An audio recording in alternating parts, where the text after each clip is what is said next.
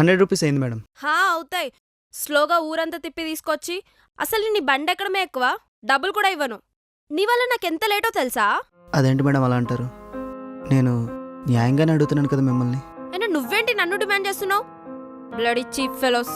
నేనేం డిమాండ్ చేయట్లేదు మేడం. ఏదో నా పూట గడుపుకోవడం కోసం నేను ఈ పని చేస్తున్నాను. నా కష్టానికే కదా మిమ్మల్ని అడుగుతుంది. కష్టమా?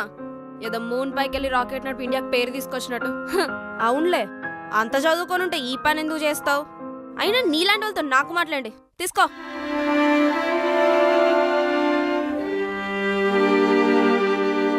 ఏమైందమ్మా?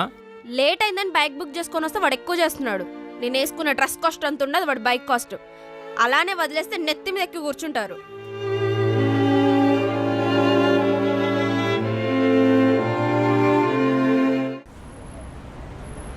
ఒరే, సంక్రాంతి పండుగ వస్తోంది. ఇల్లంతా శుభ్రం చెయ్యాలి. నువ్వు మీ ఆవిడ కలిసి పిండి వంటలు చేయాలి. ఇంటికి చుట్టాలు వస్తారు, మాట రాకుండా చూసుకో.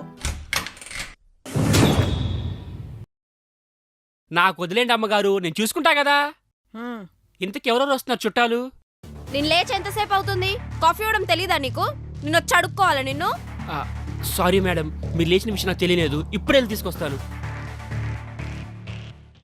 ఏంటే, కాస్త మెల్లిగా చెప్పొచ్చు కదా. నువ్వు ఊరుకో అమ్మా, నీకేం తెలీదు.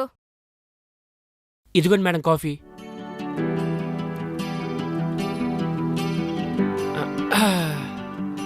అమ్మగారు, ఈ నెలైనా కొంచెం జీతం పెంచానండి.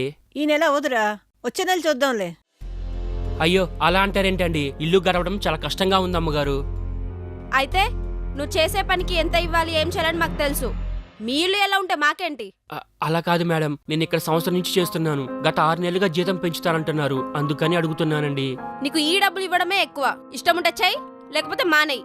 ఈ డబ్బులకు పనిచేసే వాళ్ళు చాలా మందే ఉన్నారు.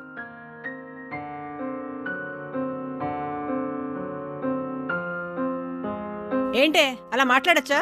గతిలేక మన దగ్గర పనిచేసే వాళ్ళు మనం ఇచ్చింది తీసుకోవాలి గాని తిరిగి మనల్ని అడగడం ఏంటమ్మా?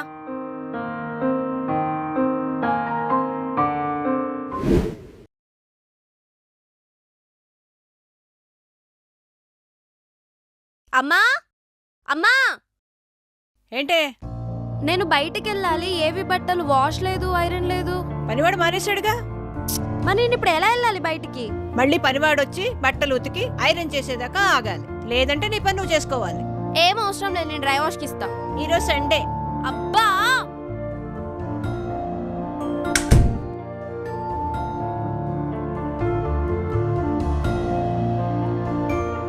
అమ్మ బ్రేక్ఫాస్ట్ పెట్టు. బ్రేక్ఫాస్ట్ చేయలేదే. ఎందుకు చేయలేదు? పనివాడు లేడు కదా. మనం చేయొచ్చు కదమ్మా. గిన్నెలు తావలేదే. మరి అవి కూడా నువ్వే కడిగొచ్చు కదా. నేనెలా కడుగుతాను? అలాంటి పనులు చేస్తే నీకు చీఫ్ గా కనిపిస్తాను కదా. మరి మీరెలా తింటారు? ఆర్డర్ పెట్టాను, 1 గంటలో వచ్చేస్తుంది. నేను అంతసేపు వెయిట్ చేయలేను. నాన్న, నేను అర్జెంట్ గా బయటికి వెళ్ళాలి. డ్రైవర్ లేడు, మానేశాడు. మరి నువ్వు డ్రాప్ చేయొచ్చు కదా. నేను అలాంటి చీప్ పనులు చేయనమ్మా, నీకు ఇష్టం ఉండదు కదా. ఏంటి, ఇద్దరు కలిసి నాతో ఆడుకుంటున్నారా? ఏం అవసరం లేదు, నేను క్యాబ్ లో వెళ్తా. సరే వెళ్ళు. క్యాబ్ బుక్ అవ్వట్లేదేంటి? హలో భయ్యా. డ్రాప్ ఎక్కడ మేడం? జూబ్లీ హిల్స్. లేదు మేడం, సారీ. హలో హలో,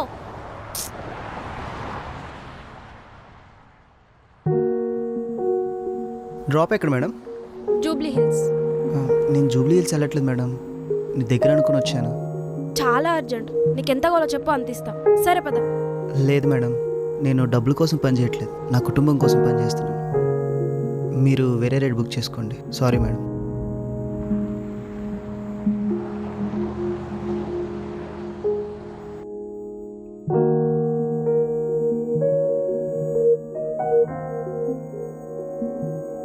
ఏంటమ్మా, ఇంకా వెళ్ళదా?